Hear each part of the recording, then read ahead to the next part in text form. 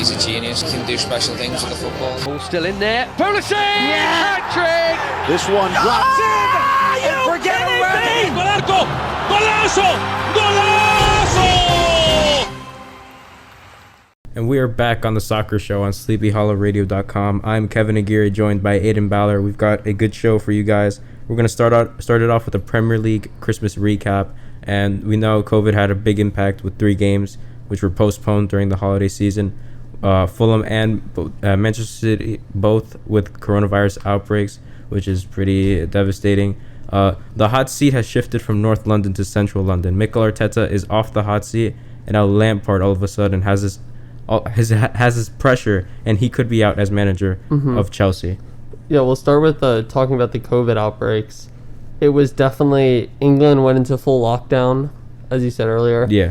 And that just and now like the Premier League teams were voting between either to kind of take a 2-week break to kind of let everything diffuse and let a full reset. But teams voted to push through. I think, this is like a really tough decision to make, especially for these teams. I mean, in the end, everyone's safety is at risk. But I think for the fans watching home, for all the supporters, I think it's good news for them to be able to see this wonderful sport while still being in a pandemic. So we're going to start analyzing teams from the table. We're going to start off with the league leaders as of now. Liverpool, things have been they've been struggling lately. And Liverpool, because it's like the beginning of December, they got a 7-0 win over Crystal Palace. They kind of rolled into this holiday season looking like, oh, these are going to be some easy wins. Easy 9 points, it looked like, against West Brom, Newcastle, and Southampton. But all they got away with was 2. You know, you'd think after that 7-0 win against Crystal Palace, they'd be with full confidence, they'd be with full energy. They would just zoom past West Brom, Newcastle, and Southampton. Obviously, this wasn't the case. I mean, they still were Liverpool. They still dominated possession with these matches. They still dominated with shots, chances, and passes. The only thing is that they can't capitalize off the shots. It seemed like that in the West Brom game. Brom game, they had plenty of opportunities. They just couldn't execute them. Yeah, it's just like you got to get them on target. Like Newcastle, it was a little more like, where's this attack? Yeah. Little unsure, but we know what Liverpool is capable of, and we know that they'll find their form again. And then that game yesterday against Southampton, they're at front 3. Firmino, Mane, and Salah. I blame the whole team. They were non-existent. The whole team was at fault there in that match. First of all, I had my doubts putting Jordan Henderson in center back. I don't think he belongs in center back. No, I definitely agree with that. I don't think Henderson's... it's different when Fabinho's size... He's kind of built like a center back. Fabinho, he's proven throughout the season that he can play at the center back role.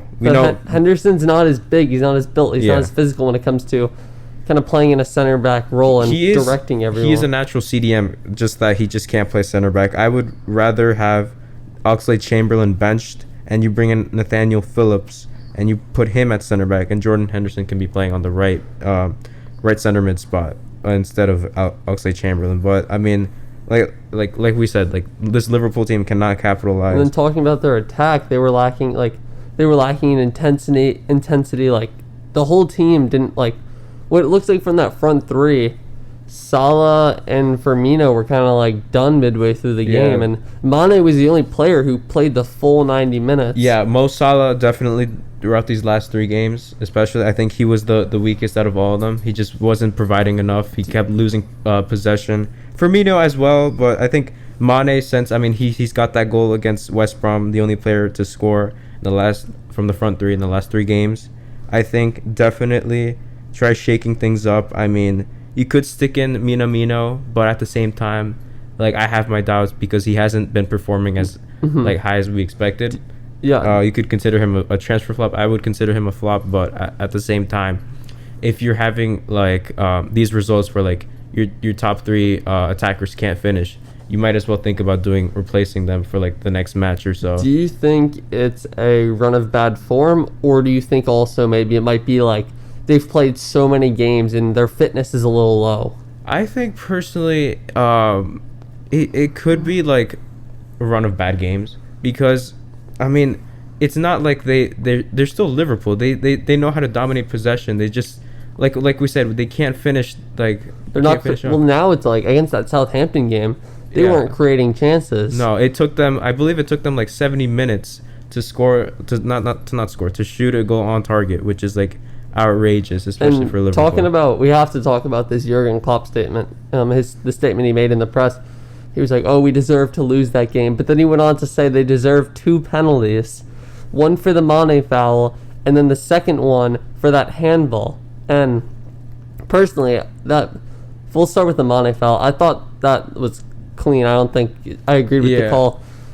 And then starting with the handball, and then moving to the handball, his arm was very close to his body, and I think if it was the beginning of the season, it would have been a handball. Yes, but absolutely. I think referees have kind of shifted away from the handball, which has made the game so much better, and there's so many less penalties now. I think despite if they did give Liverpool those 2 penalties, I'd still think they would be performing bad. I mean, you never know if you score a penalty or if you come back and then you have more confidence than you had before to like score even more or to like create more chances. I mean, but at the same time, like that's what Liverpool needs to like improve on. It's just Jurgen Klopp at the same time. He's got to like think about like substitutions and like. But he came off as a hypocrite if he's saying like, "Oh, we deserve to lose, but we also deserve 2 penalties because you had 2 penalties, you would have won the game." Yeah, hypocritical. You don't want to be saying that. And it's really nice seeing Southampton manager Ralph Hasenhüttl crying after the final. He had a good moment at the end of the game. And then at the press, he said, "Oh, it was the win. Sorry, it was the win." It's just funny. To get them to 5th in the table now. That's sixth in the table. That's outstanding for them. Yeah. That's good to see them in good form.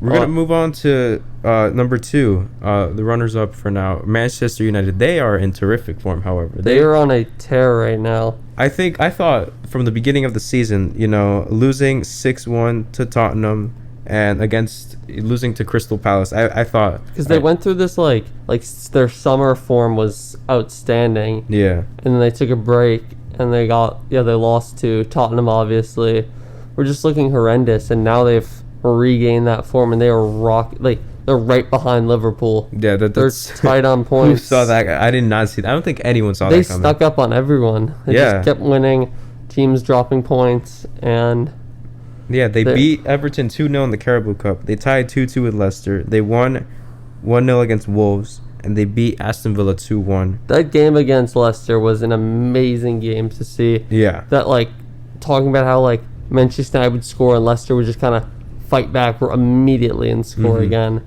I think it was tend to be a good match considering both teams have high quality players.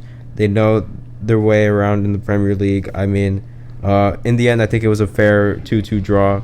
But yeah, I think a lot of people nowadays are making a meme sort of Bruno Fernandes, saying, "Oh, he only scores penalties," but he does contribute to the team. He is extremely legit. Absolutely. The chances he's been creating are outstanding. You can consider him a meme for only scoring penalties, but he doesn't only score penalties. There's both of those goals against Leicester, he scored one, and then obviously that one to Rashford, that was just a great pass by him. Yeah.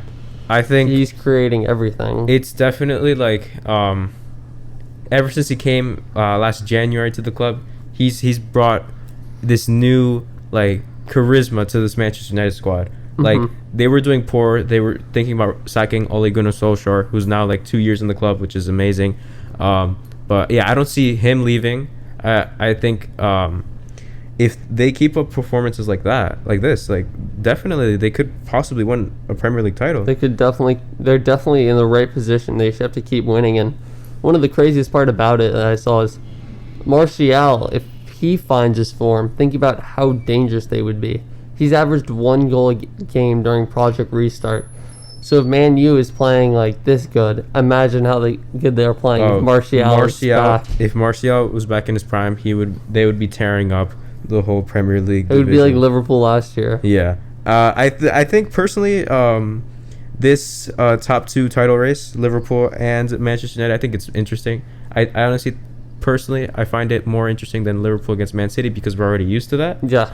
And seeing a new team like Manchester United, who have had their struggles like in the past few years now with Europa League, with being the laughing stock of the Big exactly, Six, and now exactly, and I think it's a way to redeem themselves after all these years. Definitely. And yeah, I mean, especially with like the amount of hate that Liverpool like get, like it has increased over the years, and seeing a team like Manchester United like overcome them, that would be hilarious. Coming from a Liverpool fan, hilarious, but like at the same time, I would consider it well deserved. And that's the best part about the Premier League. Anything can happen. That's crazy. Yeah, it's anyone's league. We're going next with Leicester City. They've had a good start. They have a good run of form. Yeah. It's not perfect, but you know, they did come from 2 consecutive losses. We already talked the one with with Manchester United, sorry, and Crystal Palace, but they did defeat Newcastle 2-1.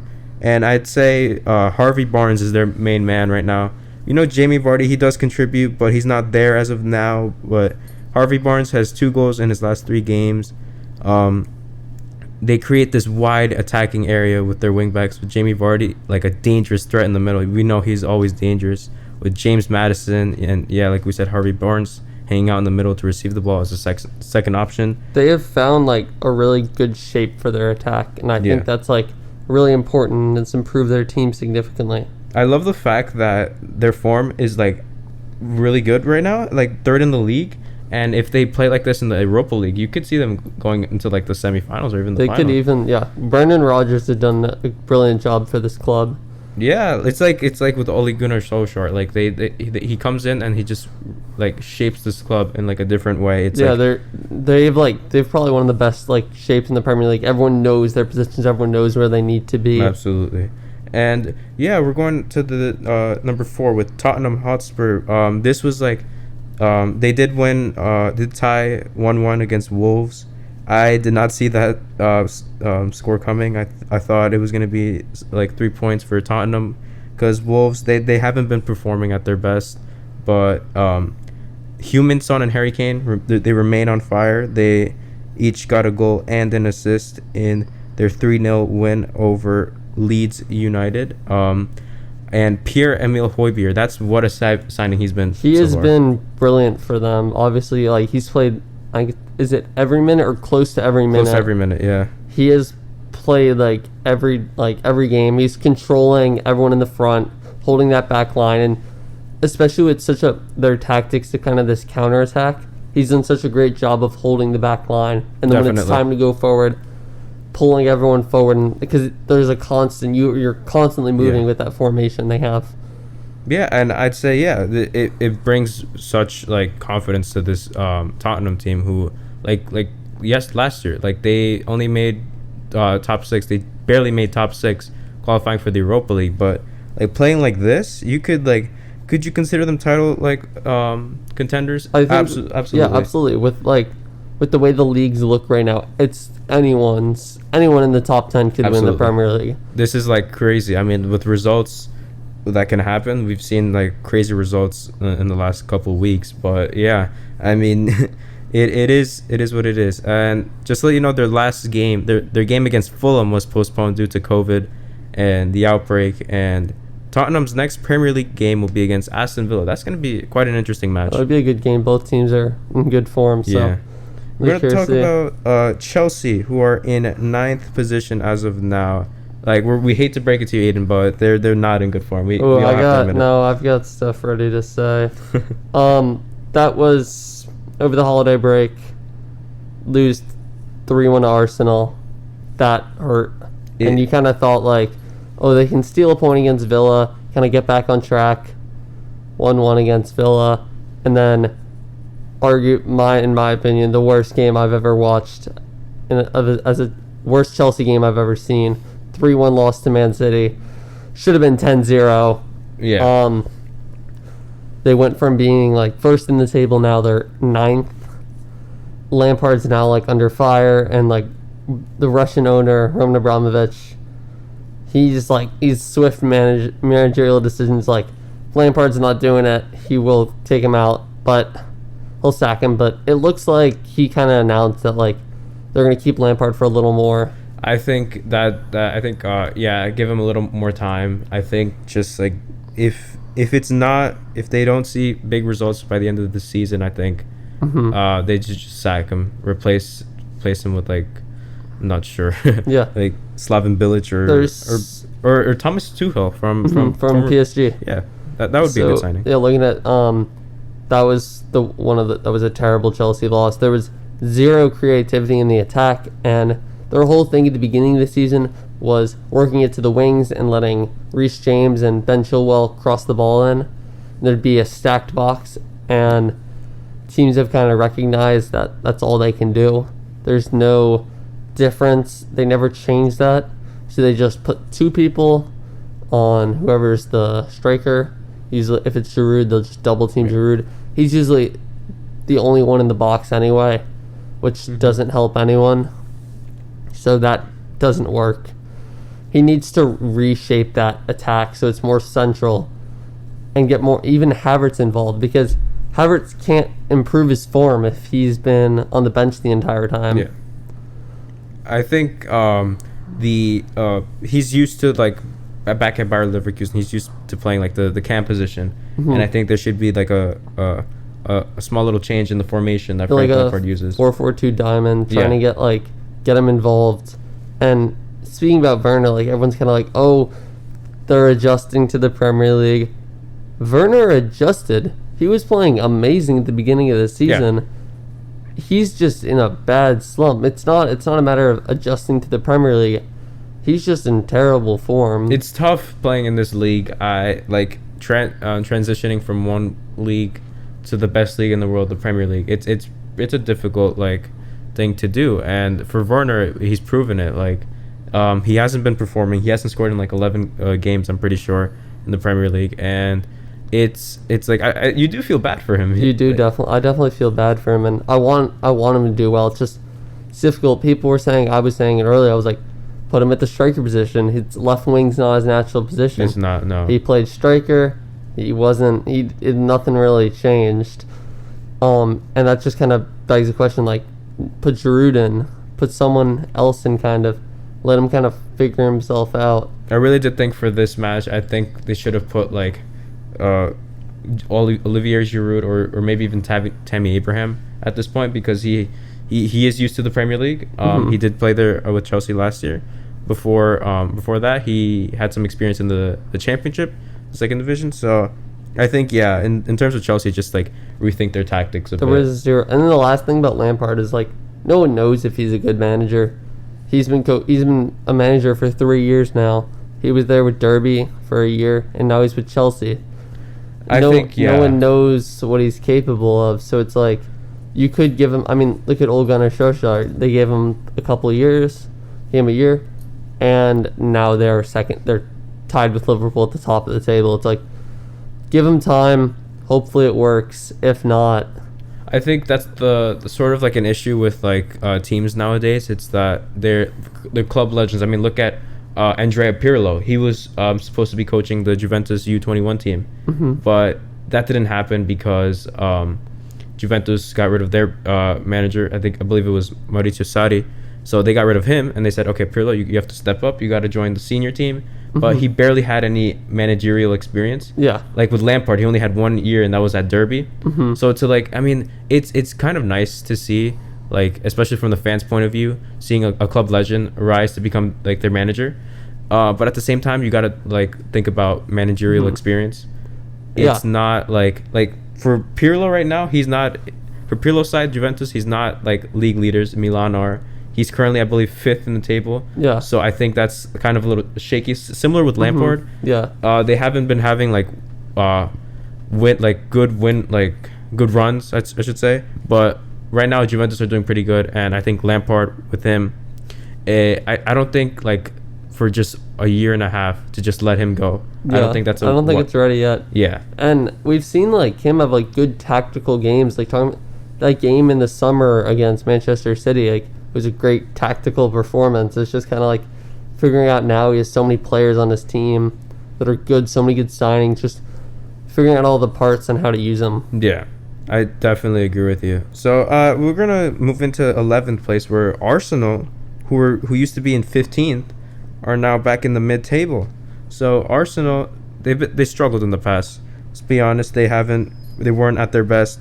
They lost 4-1 against Manchester City in the Carabao Cup. They lost 2-1 to Everton, but they regained themselves. The redemption was there. Yeah, for that them. was like right on. Arteta was, if they lost to Chelsea or lost, he was one game away from being out as the manager. Yeah, Arsenal, they did win against Chelsea, like we said, 3-1. They did beat Brighton 1-0 with the goal from Lacazette, and they defeated West Brom 4-0. And Lacazette, Bukayo Saka, and Kieran Tierney, they've been doing really good, all scoring. Yeah, Bukayo Saka's. I don't know if you've seen that goal against West Brom from Tierney, where he just... Oh, that was an amazing That was goal. In amazing. the snow. Tierney's he should be their captain. He's playing out of his mind right now. Yeah, Bukayo Saka as well. He's like one of the youngsters in the Premier League that I respect like a lot. He's been doing He exceptional. works really hard. He doesn't get enough credit for what he does. Absolutely. He's been playing really well, like kind of cutting in on that right wing, and just like opening up teams. Yeah, this Arteta team is coming together. I mean, they've been doing good so far. 3 wins in a row. Kind of interesting, like players like Thomas Partey, Willian, David Luiz, they haven't been on the pitch. It's kind of like, do they need them? It's okay. So the thing with this is that Willian, a lot of Arsenal fans I know, they are frustrated with Willian because he has not contributed at all, except that debut game against Fulham where they won 3-0, where he had, I believe it was a hat trick of assists. Besides that, he's done nothing for the club. And I think that wise decision from Arteta to stick Bukayo Saka at right wing is a phenomenal choice. He's proven so far that he can overtake Willian's position. Yeah. And Aubameyang on the left, I mean, he hasn't done much, but he's still exceptional. He can still play that role. Lacazette as striker. And something new that Arteta did is he stuck in Emile Smith-Rowe at the cam position, and I think that's pretty good as well because he did get an assist against West Brom and an assist against Chelsea. So I think definitely Arteta, he knows what he's doing now. Even getting like Gabriel Martinelli involved on the left wing as well. He's another good youngster. I believe he's good. Yeah, and yeah, I mean, it was also nice to see them play in the snow. Yeah, that was a cool game. That was really cool nice little to snow see. game to see. A nice little win for them. They're good in the snow. Yeah, and Manchester City. Oh, we skipped them. They're at 5th, but they've had they're in a good run currently. They did have their game against Everton postponed due to the COVID outbreak, but they did beat Newcastle 2-0 and Chelsea 3-1. I just want to point out real quick that goal from Ilkay Gundogan kind of reminded me of the goal that he scored. I believe it was in the 2017-18 season when they versed Manchester United. I think it was when Manchester United completed the comeback from 2-0 to 3-2. It's like that little turn and shoot. Yeah, the little turn and shoot. That really, really classy from him. But we're gonna talk about relegation battle now. No, I just want to talk about Manchester. What was the craziest part about like that game against Chelsea? They didn't have a striker. Yeah, they played without a striker. And the middle so open, people were just cutting in. It was kind of like Guardiola is just a genius manager. Yeah, we've seen from fixtures, from the amount of trophies he's won. He's a great manager, and I think they know how to perform. They've always known how to perform under Guardiola. I mean, anything with the restriction of amount of players that he can use, he'll always find a way to perform at their best, you know? And now I think we could talk about relegation battle. The relegation battle. So we're going to start it off with Fulham. I mean, they haven't played since December 26th, which is pretty crazy because of their outbreak.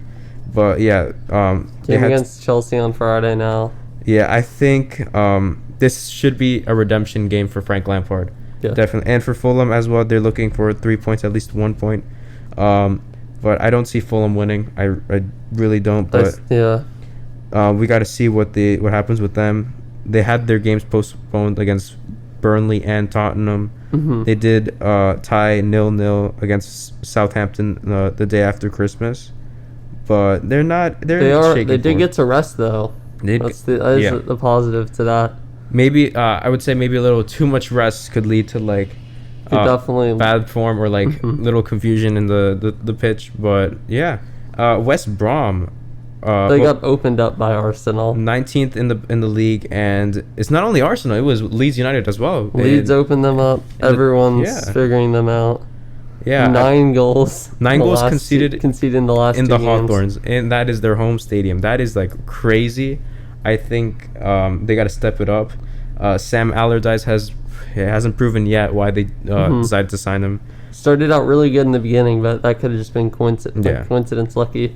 And 20th, get ready because this is a history-making team, but in a bad way, unfortunately. Sheffield United became the first team in Premier League history to fail to win any of their first 17 matches of the season. This happened as a result of their 2-0 loss to Crystal Palace. This is quite embarrassing. It's still going. They're not done. They're not done, but they still got to win. They just got to win, man. I mean, it's rough for Sheffield United fans. It's really rough. I mean, they're the amount of players they brought in, I don't think that the money that they spent on these players, like Ryan Brewster and like I forgot who else, but I don't think the money was worth it. I think they kind of screwed their signings. Their squad from last year, they really missed it. The players they let go, like Dean Henderson, we missed that squad. We missed seeing that, but and it was such a good underdog story last year. Yeah, I guess we could call them one season wonder. I mean, at this point, that's what it's looking like. Yeah, but we're gonna take a short break and we're gonna talk about around Europe, yeah, and the U.S. men's national team as well. We're back on the soccer show on SleepyHollowRadio.com. We're gonna talk around Europe. We're gonna start it off with La Liga, where Real Madrid got a 2-0 win over Celta Vigo. Barcelona defeated newly promoted Huesca only 1-0 with the goal from Frankie de Jong, assisted by Lionel Messi, his 200 assist in his 500 game for Barcelona. I think that was a pretty sick cross. I mean, the vision that Messi has, absolutely phenomenal. Atletico Madrid knocked off Deportivo Alaves 2-1 with a last-minute goal from none other than Luis Suarez. Despite having 2 fewer games than Real Madrid, Atletico are La Liga leaders with 38 points. Could this be Atletico's year? They're definitely making like the push and making it look like they are. Diego Simeone's kind of seen this is the opportunity. Barcelona's in turmoil. Real Madrid are kind of still finding their identity after losing Ronaldo. This has to be the year for them. This is the year for them to make the push for the title. What was very interesting about Atletico Madrid was letting go Diego Costa, just terminating that contract. That I did not see that coming. I thought like a little like not too soon, but like that's just crazy. And now we got to see where he goes. It'll be interesting. Yeah. He's a free striker on the market, and even though he's a little old, he's still definitely got it. I could definitely see him going to the MLS though, or I could see him going to the MLS.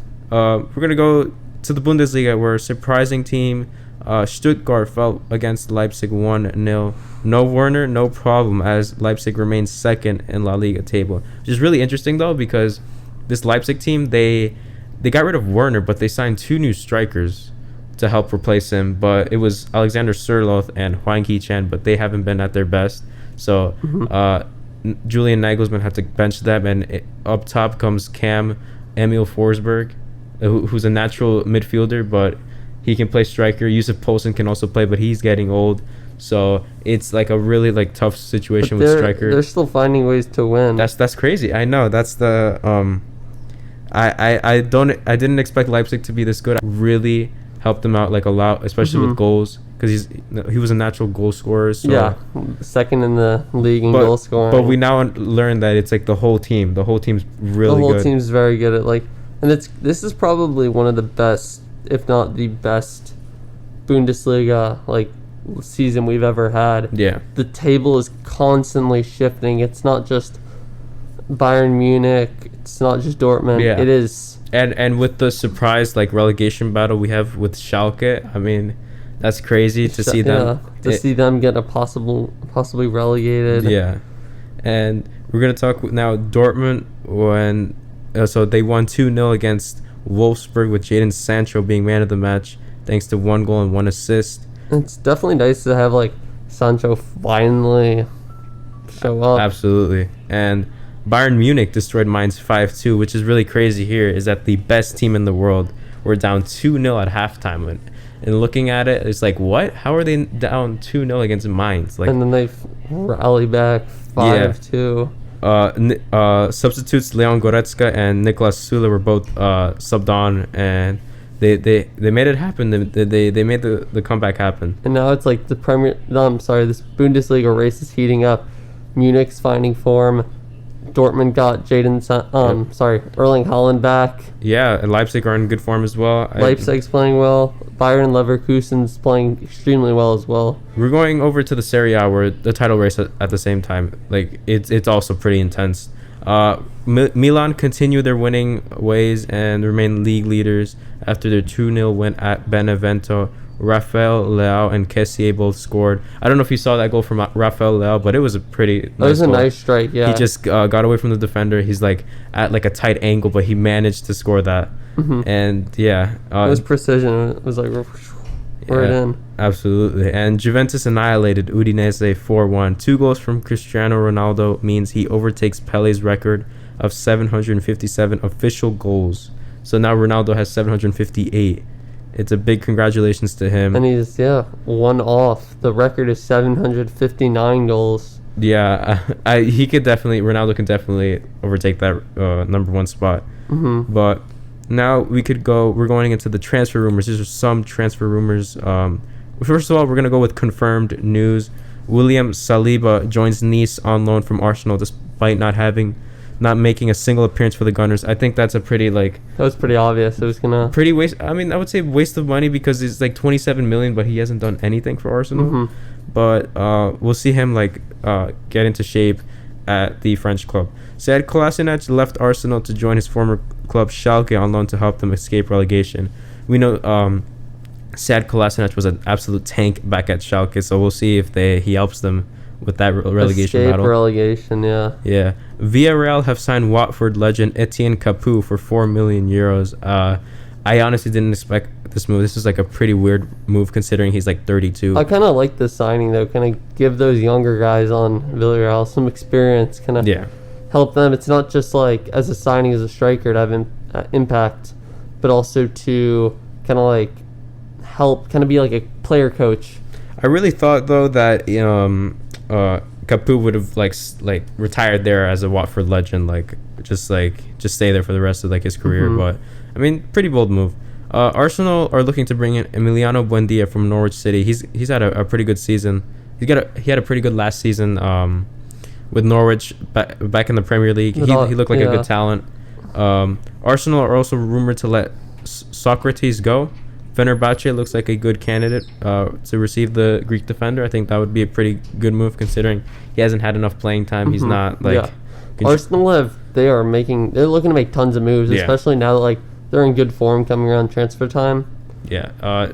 Dele Alli could be on his way out of Tottenham. PSG and Everton look to sign the English midfielder. Other clubs as well are interested in signing him. Everton would strengthen him. If Dele Alli was on Everton, their midfield is strong. It would be even stronger. It would be stacked. Yep, even stacked. Tottenham are heavily interested in Leipzig midfielder Marcel Sabitzer. This whole thing with being interested in him, I believe it began back when Leipzig knocked out Tottenham in the Champions League round of 16. It was last year. I believe Marcel Sabitzer scored 2 goals in that game. They really were impressed by him. And that's when it began their interest, and to this day they're still looking to sign him. Another player on that counter attack. And he's such a good good with passing. He's good vision. Yeah, he's got good free kicks. He knows how to score. Sven Botman, former Ajax defender, has been linked with the move to Liverpool from Lille. I honestly think he shouldn't be going to Liverpool. I believe he's 22 years old. Despite him being pretty young, I think he should just stay at Lille. They've been doing really good. And Liverpool, once Van Dijk and Gomez are back, that is the center back. Yeah, there's no way he's starting unless it's for the Liverpool 21 team. It'll be difficult to get minutes. Yeah. Real Madrid are confident they can sign David Alaba as a free agent at the end of the season, but there are 4 other clubs that are really linked with them. And not only that, for trying to sign David Alaba, Ramos is going to be on free as well next season. Yeah, that's going to be really interesting. So it'll be interesting. Do you sign 2 veterans Is Alaba replacing Ramos? Does Ramos want to go? We know Ramos has been linked with the move to PSG, but we're not 100% sure what will happen there. But letting David Alaba go as a free agent, I think that's like pretty harsh for Bayern Munich. I mean, as a free agent, I mean, he is getting old. He's but such a good centerpiece for that club. He is, absolutely. And Juventus coach Andrea Pirlo believes Olivier Giroud from Chelsea would be a useful signing. What do you think about that? I mean, speaking from Juventus's first point of view, I thought they had enough strikers to begin with. They have Dybala, Ronaldo, Alvaro Morata, but I mean, Giroud would be a great addition.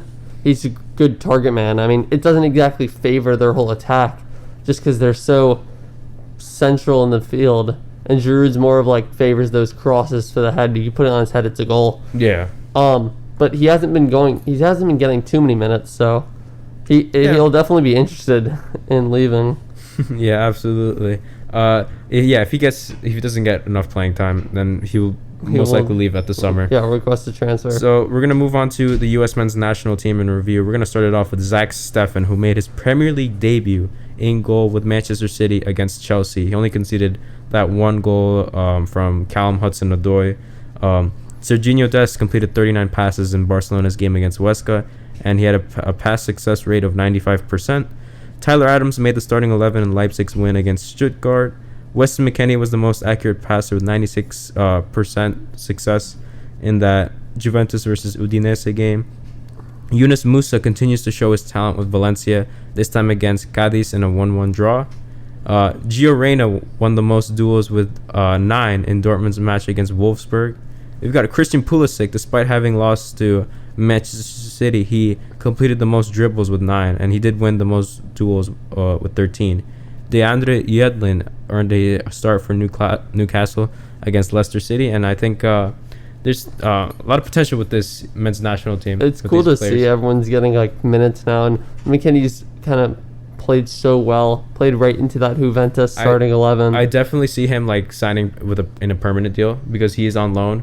So we could see him. He doesn't want to go back to a Division 2 shelf. No, definitely not. I mean, I think that just proves Weston McKennie was a really solid piece, a solid part of the Schalke team, and without him, they did let go of other players as well. But relying on their B team all the time, I don't think that's a wise decision. They had to sign players, but they didn't.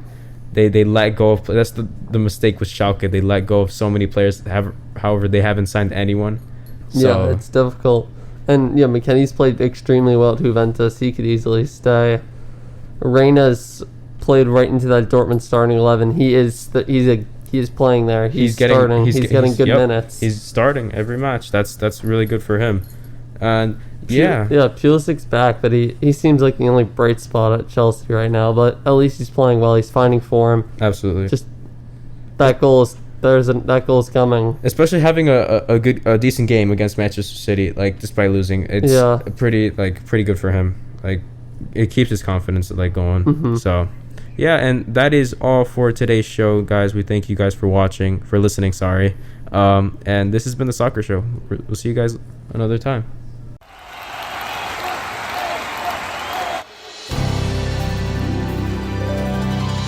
He's a genius, can do special things with the football. Ball still in there. Pulisic! Hat-trick! This one drops in. And forget about it. ¡Golazo! ¡Golazo! ¡Golazo!